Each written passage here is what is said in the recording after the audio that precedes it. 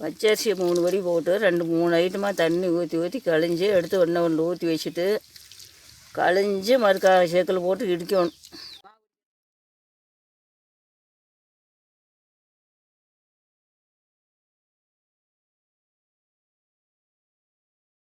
வணக்கம் நேயர்களே, நம்ம இப்போ பார்க்க போகிறது மாவிளக்கு செய்வது எப்படி என்று. முதல்ல அரிசி தண்ணியில் போட்டுக்கணும். தண்ணியில் போட்டோன்னே கழிஞ்சோனையும் ஊற வைக்கக்கூடாது. அதுக்கப்புறம் இந்த மாதிரி கல் இருந்ததுன்னா அரிசி எடுத்துக்கணும். 3 படி அரிசி தண்ணியில் போட்டு 2-3 நிமிஷம் தண்ணி ஊற்றி நல்லா அந்த கழனீத்து போக வரைக்கும் கழிஞ்சு எடுத்து அரிசி வச்சு ஊறக்கூடாது. அரிசி வச்சது இன்னைக்கு செக்கில் போட்டு இடிக்கணும். இடித்து சல்லடையில் போட்டு சளிச்சுக்கணும்.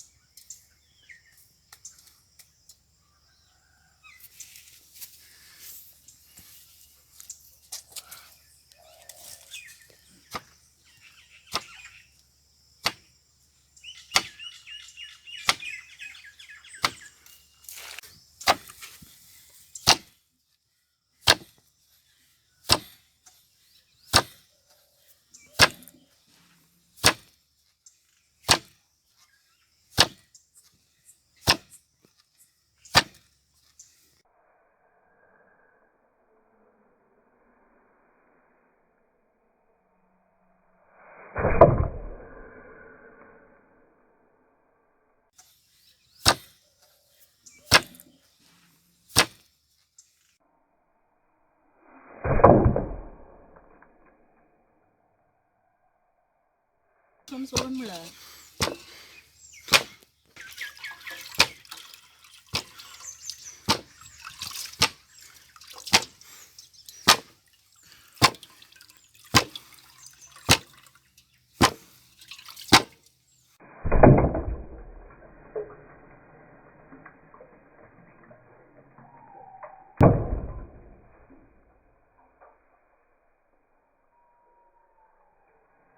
இருக்கும்.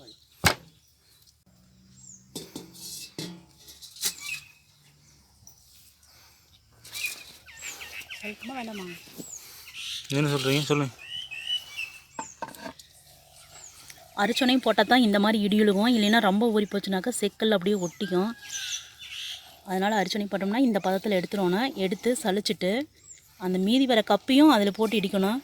அதை பார்க்கலாம் எப்படின்னு. சளிக்கிறதே சௌகரியமாக இருக்க மாட்டேங்குது.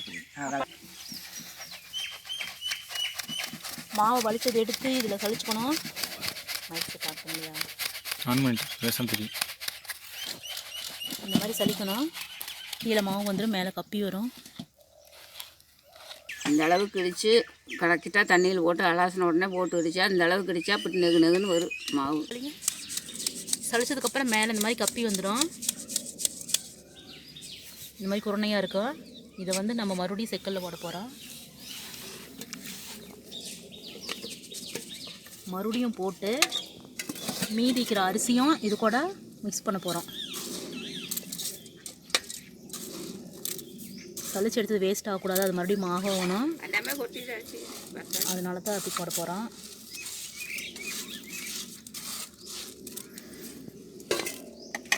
எதையா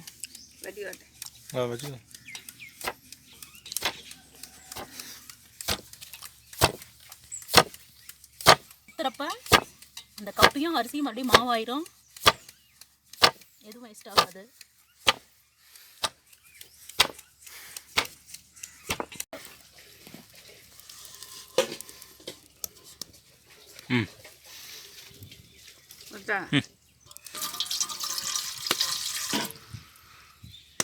மூணு படி அரிசி, ஒரு கிலோ கடலை. அரிசிக்கு 1 கிலோ கடலைக்கு 3 டம்ளர் தண்ணி.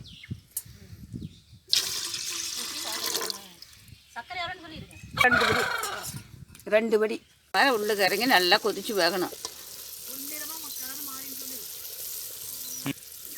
இந்த கலர் பாகு நேரம் ஆகிடணும். நல்லா இறங்கி தேங்காய் முட்டை காய்ச்சலுக்கு இறங்குதா அது மாதிரி மேலே பொங்கி வந்த ஒரு போல உள்ளுக்கு இறங்கி நல்லா கொதிச்சு வேகணும். அது இருந்தால் ஊத்தர முடிவாங்க. அந்த சல்லடை கொண்டாடியே பூங்கொடி அந்த அரிசி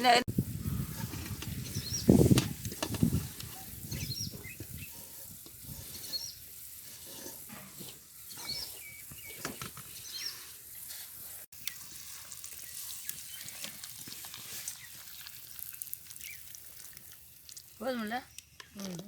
போதும்.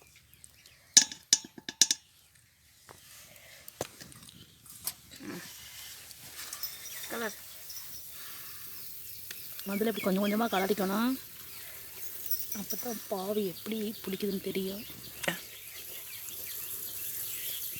பாவு வந்ததுக்கப்புறம் கொஞ்சம் கொஞ்சமாக கலரிக்கணும். பத்திலினா மறுபடியும் கூட ஊற்றிக்கலாம். ஒரே மட்டும் ஊற்றக்கூடாது, கவலைன்னு போயிடும். அதனால் முதல்ல கொஞ்சமாக ஊற்றி இப்படி கலர்னதுக்கப்புறம் நம்ம தேவையானதுக்கு வந்து ஊற்றிக்கலாம்.